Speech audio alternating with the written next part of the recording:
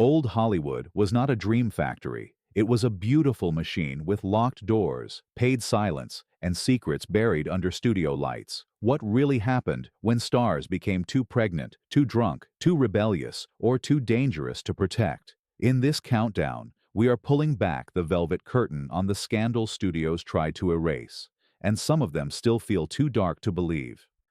The studio fixers who made scandals disappear. The brightest stars in old Hollywood did not just have agents. They had cleanup crews. Behind the velvet ropes and flashbulbs, the major studios built a shadow system designed to protect their most valuable faces at almost any cost. If a star got drunk in public, if a fight broke out, if a pregnancy threatened a contract, or if a scandal started whispering through the press, the studio did not wait for truth to take its course. It moved first.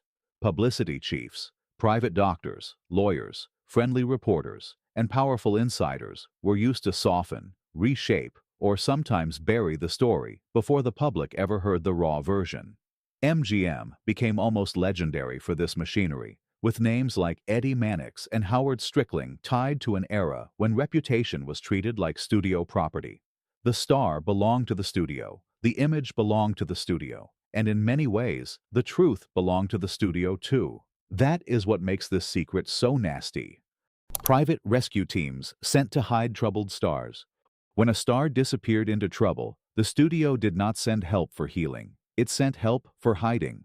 Old Hollywood loved to sell its actors as perfect, polished, untouchable figures, but many of them were living under brutal schedules, emotional pressure, and private addictions. The studios knew this, and instead of letting the public see the cracks, they created ways to quietly collect stars before photographers, reporters, or fans could witness the damage. The most famous whispered example is the so-called Tracy Squad, reportedly connected to Spencer Tracy's struggles with alcohol. The idea was chillingly simple. When a valuable star went missing during a drinking episode, handlers could be sent to retrieve him, sober him up, and return him to working condition without the scandal reaching the newspapers. Paul Bern's mysterious death and the Jean Harlow cover-up rumors. A dead producer, a young superstar wife, and a studio that allegedly reached the scene before the full truth did. This was the kind of scandal Hollywood feared most. In 1932, Paul Bern, an MGM producer and the husband of platinum blonde sensation Jean Harlow, was found dead from a gunshot wound. Officially, the death was treated as suicide, but the story never settled comfortably. Rumors grew around the scene, the timeline, the people who arrived, and the way MGM's publicity machine moved quickly to protect Harlow's image. At the time, Harlow was not just an actress. She was a major studio asset, one of the most recognizable faces of the era, and any scandal tied to her marriage could damage MGM's carefully built fantasy. That is why this story still grips people.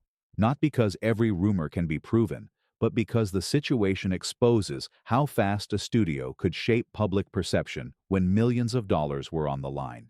Whether it was tragedy, mystery, or something darker, Hollywood made sure the version audiences received was clean enough to survive. The question is what got lost in the cleanup. Loretta Young's secret child with Clark Gable. Some secrets were not hidden in vaults. They were hidden inside families. The story of Loretta Young, Clark Gable, and their daughter Judy Lewis remains one of old Hollywood's most heartbreaking examples of image control. In the mid-1930s, Young became pregnant after working with Gable, who was already married and one of the biggest male stars in America. For a deeply religious young actress under a strict studio system, the situation was dangerous from every angle.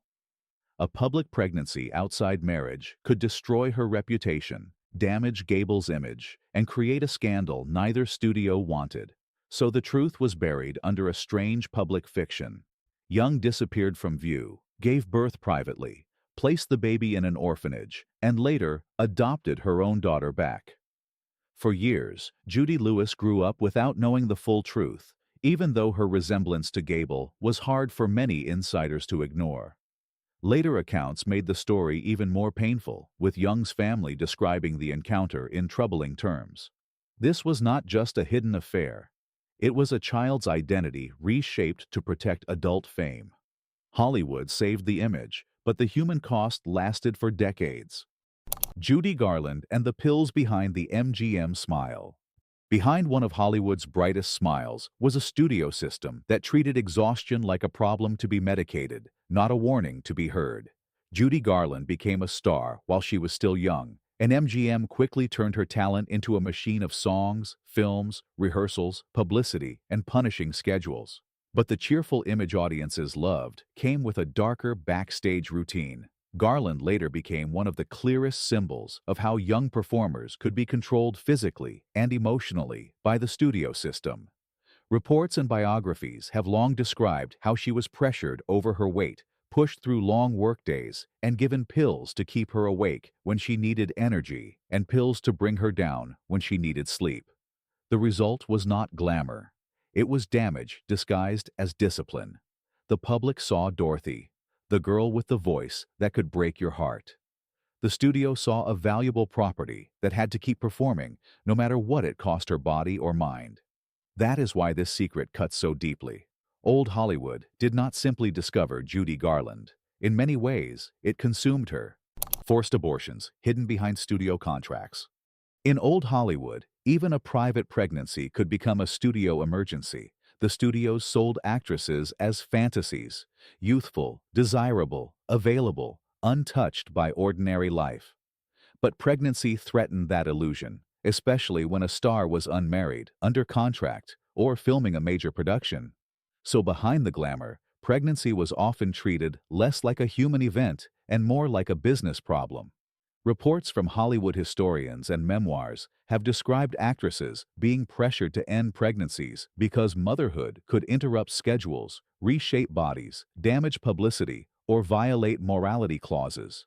Names like Judy Garland, Bette Davis, Jean Harlow, and others have been tied to these stories, showing how little control some women had over their own lives once the studio owned their image. Rita Hayworth's painful transformation into a studio fantasy. Before Hollywood sold Rita Hayworth as a goddess, it redesigned her like a product. Born Margarita Cancino, she arrived in the industry with talent, beauty, and a dance background, but the studio did not want her as she was. It wanted a version it believed America would buy. So her identity was softened, reshaped, and rebranded. Her name changed. Her image changed. Most painfully, she reportedly endured long electrolysis treatments to alter her hairline, creating the glamorous look that later helped make her one of the defining screen icons of the 1940s. On screen, the transformation looked effortless. Off-screen, it revealed something cold about old Hollywood. Beauty was not simply celebrated, it was engineered. The studio system could take a real person, strip away cultural markers, polish every visible detail, and then sell the result as natural magic. Hayworth became a symbol of desire, but the price was personal. She once famously suggested that men went to bed with Gilda and woke up with her, a line that captured the loneliness of being trapped inside a fantasy everyone else preferred. Lavender marriages, created to hide stars' real lives. In old Hollywood, romance was not always love. Sometimes it was publicity paperwork. The studios operated in a world of morality clauses, gossip columns, and public expectations so strict that a star's private identity could destroy an entire career. For gay or bisexual performers, the danger was especially severe. If rumors spread, studios feared boycotts, scandal magazines, angry moral watchdogs, and lost profits. So they created a solution that was polished, cruel, and carefully photographed. Lavender marriages. These were public relationships or marriages designed to make stars appear straight, stable, and acceptable to mainstream audiences. The wedding photos looked romantic. The magazine spreads looked sweet. But behind the scenes, many of these arrangements were about survival, pressure, and image control. Stars were expected to smile through a life that did not belong to them, while studios fed the public a story that kept box office money safe. This was not only about hiding relationships, it was about forcing people to deny themselves so the fantasy could remain profitable. The nastiest part is how normal it became inside the system. A studio could decide who you dated, who you married, and what version of your heart the public was allowed to see. That is not glamour. That is captivity in perfect lighting. Rock Hudson and the secret Hollywood nearly destroyed others to protect. Rock Hudson was sold as the perfect American leading man, but protecting that image came at a brutal cost. His studio-era persona was clean, handsome, romantic, and safely masculine, exactly the kind of star Hollywood wanted audiences to trust. But behind the scenes, his sexuality was treated as a career-ending secret. In the 1950s, when gossip magazines became more aggressive, the pressure around Hudson's private life grew dangerous. His agent, Henry Wilson, became known for shaping and protecting the images of handsome young male stars. And one of the darkest stories tied to that world involves the alleged trading of other clients' secrets to keep Hudson's hidden. Then came Hudson's marriage to Phyllis Gates, widely viewed by many Hollywood observers as part of the effort to stabilize his public image. The tragedy is not simply that Hudson had to hide, it is that an entire machine existed to decide whose secrets could be sacrificed and whose secrets had to be protected. Years later, when Hudson publicly acknowledged he had AIDS, the truth changed public awareness overnight. But the old Hollywood system had already taken decades from him. Patricia Douglas and the MGM assault case they buried. Some Hollywood scandals were not whispered away because they were embarrassing, they were buried because they were explosive. In 1937, Patricia Douglas, a young dancer, attended what was supposed to be an MGM sales convention event. What followed became one of the most disturbing accusations ever tied to the studio system. Douglas said she was sexually assaulted after being pressured into attending a party where young women were presented as entertainment for studio salesmen. Instead of protecting her, the machinery of power turned against her. Her reputation was attacked. Private investigators were reportedly used.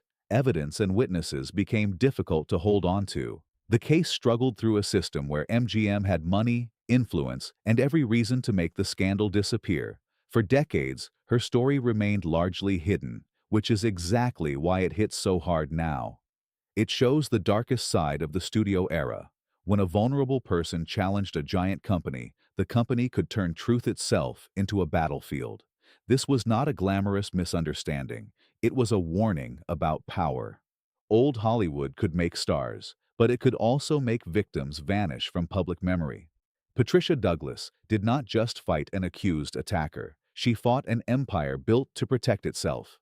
Errol Flynn's trial that turned accusations into public spectacle. Some scandals should have ended a career instantly, but old Hollywood knew how to turn danger into mythology. In the early 1940s, Errol Flynn was one of Warner Brothers' most marketable stars, charming, athletic, reckless, and famous for playing romantic adventurers who seemed impossible to punish. Then came the statutory rape accusations that threatened to destroy everything. Flynn was arrested and put on trial after two teenage girls accused him of serious misconduct. In a normal world, the allegations alone would have stained the image forever. But Hollywood was not a normal world. The courtroom became a stage, the press turned the case into public entertainment, and Flynn's defense attacked the credibility of the young accusers, while fans flooded him with support. He was acquitted, and instead of disappearing, his scandal hardened into part of his legend. The phrase, "in like Flynn," became attached to his reputation, transforming something deeply disturbing into a wink of masculine mischief. That is what makes this entry so nasty. The system did not simply survive scandal. Sometimes it repackaged scandal into charisma. Flynn walked away legally cleared, but the case exposed how easily fame could bend public sympathy. Hollywood did not just protect its bad boys, it sometimes made them more profitable. Lana Turner, Johnny Stompanato, and the killing Hollywood couldn't escape. This was not just a Hollywood scandal. It was a noir movie that happened in real life.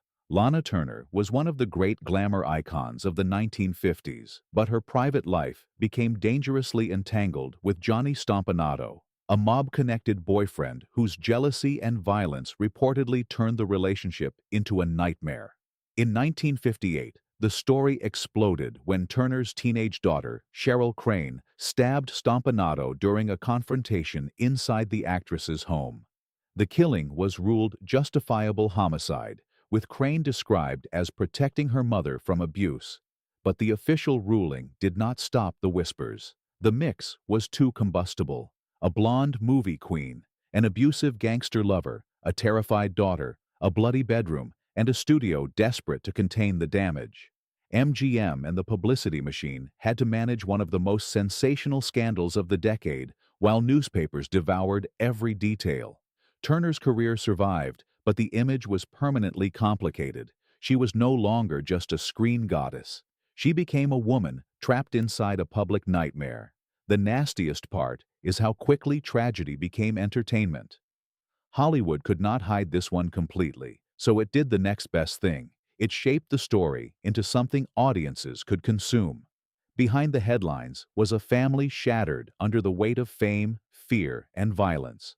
Alfred Hitchcock's alleged obsession with Tippi Hedren. The master of suspense allegedly created one of his darkest stories when the cameras stopped rolling.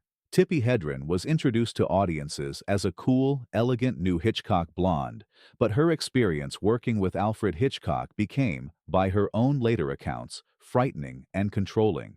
During The Birds and Marnie, Hedren alleged that Hitchcock became possessive, isolated her from cast and crew, and made unwanted advances. When she rejected him, she said the atmosphere turned colder, more punishing, and more threatening.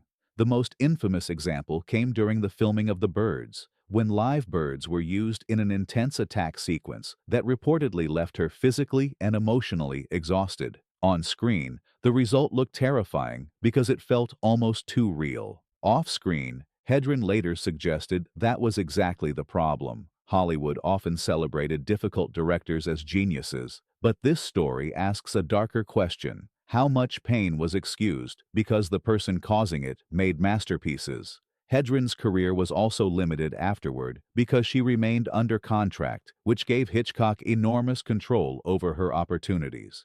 That is what makes this secret so disturbing. The audience saw cinematic brilliance. Behind it was a young actress claiming she was trapped inside a powerful man's obsession. Suspense made Hitchcock famous, but control became the hidden horror. The Conqueror radiation scandal Hollywood couldn't explain away. Sometimes, the most dangerous thing on a movie set is not a stunt, a weapon, or a temperamental star. It is the location no one questions. In 1956, The Conqueror was filmed in the Utah desert, not far from areas affected by nuclear testing fallout. At the time, the landscape looked dramatic, exotic, and perfect for a large-scale production. Years later, it became infamous for a far darker reason. A troubling number of cast and crew members later developed cancer, including major names connected to the film, such as John Wayne and Susan Hayward.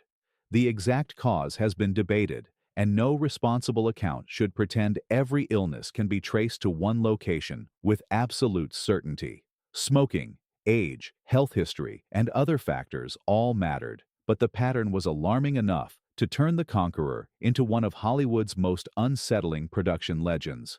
The scandal was not only about what happened after filming, it was about how casually a massive industry could place people in questionable conditions, chase spectacle, and only ask harder questions years later. The Golden Age image, built on silence, fear, and control.